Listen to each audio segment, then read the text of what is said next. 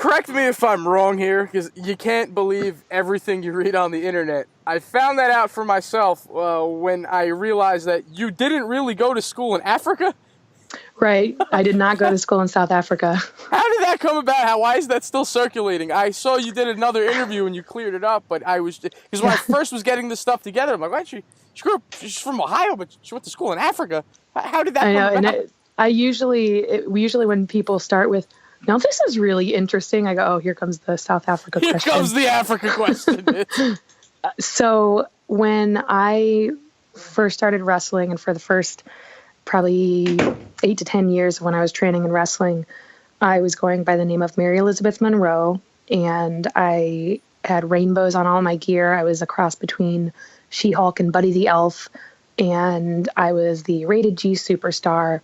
And so because of that, back in the days of MySpace, when you would pick your background and your song and all this theme stuff, somebody had put on my MySpace in all of the bio, just things that like went along with my character. So because my whole thing was I love rainbows and it was all rainbows, they just typed in rainbow and found Rainbow High School and put that on there. And I don't even know if I could still get into my MySpace.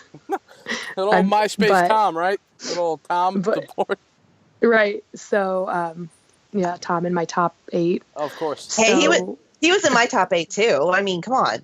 But he, so whoever, I guess, saw on there and then, perpetuated it and then put it other places. And then before you know it, you have multiple sources. So it looks kind of legit, but really they're all based off of, something that was not meant to be misleading. It was just meant to be a character kind of page. So. At this point, I wouldn't even deny it. I would just go along with it, Oh, yeah, I did go to high school in Africa. It was a great experience. Yeah, I mean, most things, like if somebody directly asks me, I'll tell them the truth. But I do, I don't. It's not like I have to go put out a press release and clear things up, because I just think the internet's kind of funny that way. And if people just are confused, then it amuses me. Before you mentioned the Heartland Wrestling Association, that's where you saw your first independent wrestling, or any wrestling for that matter, in person.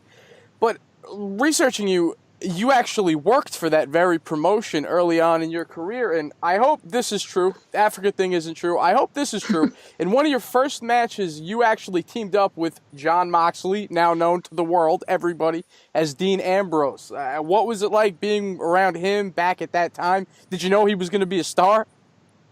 I did, and I've said this before, that doesn't make me special that I knew, because anybody that knew him would have been stupid not to think that. It was just so obvious that if he chose to follow that path, that he would be successful.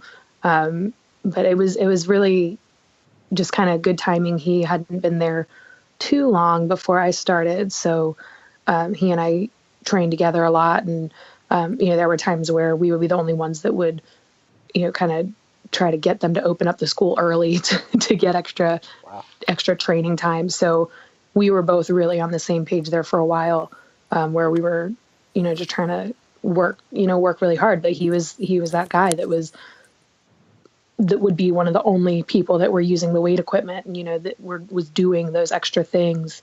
And he always had that just kind of it factor. So, I think anybody back then, if you would have asked them, would have said, like, this guy is going to, do something big.